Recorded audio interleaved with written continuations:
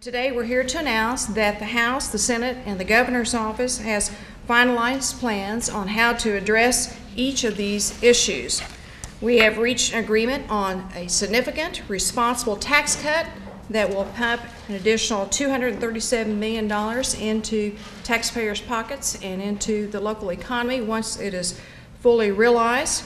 We've also developed a workers' compensation restructuring plan that reduces costs for our businesses, takes care of workers who are injured on the job. It's a balanced approach that addresses the legal costs and the system itself through an administrative new system, and also addresses rising medical costs. And it puts Oklahoma more in line with regional averages for compensation of injured workers. And we're also very excited to support legislation that will set the stage for responsible, reliable, long-range planning for infrastructure development. So I want to start out first with our tax cut proposal plan. It will be contained in House Bill 2032. The bill will lower the top income tax rate by 0.25% to a rate of 5% beginning January 1st of 2015. Beginning then January 1st of 2016, it lowers the rate an additional 0.15%, bringing the top rate down to 4.85% by 2016. Unlike the first cut, however, the second cut is not automatic. We must realize at least enough revenue growth, approximately $40.5 million in FY 2016, to cover the cost of the tax cut. Once fully annualized, these two cuts will pump a combined amount of money of $237 million into taxpayers' pockets and certainly into the local economies of our state, helping what we believe to spur job growth, job creation, and providing much needed relief to our Oklahoma taxpayers. This is actually a larger cut than what I'd originally proposed.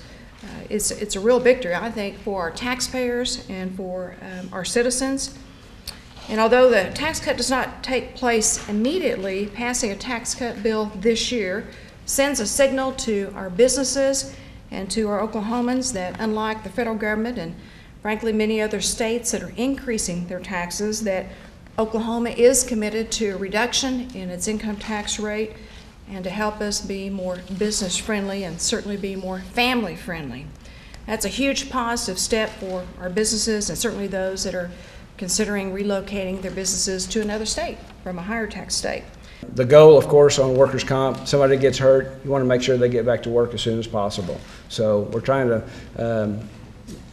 get our benefits that we offer to someone when they're hurt. You want to get them to the doctor as soon as possible and get them back to work.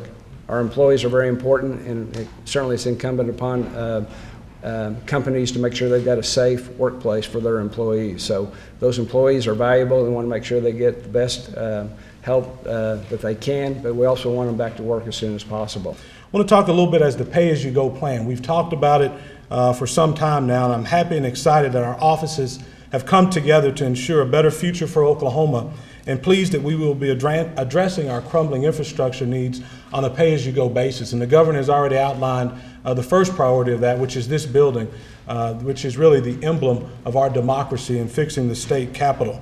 We'll be addressing that first using the revenue growth from fiscal year 2014 to pay for those repairs.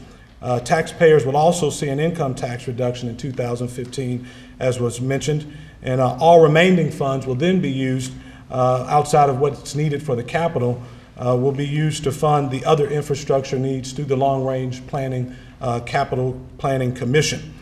In the past, the model for state infrastructure has been simple. We allow it to crumble to the point of disrepair, and then we go out and we borrow money to fix it. Well, this year we're saying that's not the way we're going to do business in Oklahoma.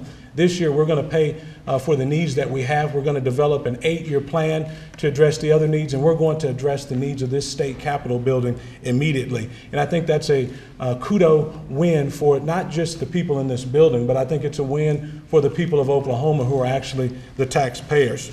The 8-year plan will determine what projects will receive funding from the revolving fund and any money allocated for maintenance in the state budget unless the legislature disagrees with the the Commission's recommendations will be used to fund those infrastructure needs. And again, that's something we've talked about for a long time. In fact, we've heard critics say that it couldn't be done this way, but we're proving that Oklahoma is going in a different direction from Washington, D.C., and we're actually doing what the people sent us to do with the resources that they sent us here to do it with. And I'm so excited to have worked with these great leaders, and I want to especially commend Governor Fallin, who is the quarterback of this team and has made sure that we continue to not only have a couple of first downs, but that we continue to score touchdowns. And I think this is a huge Super Bowl victory for the entire state of Oklahoma.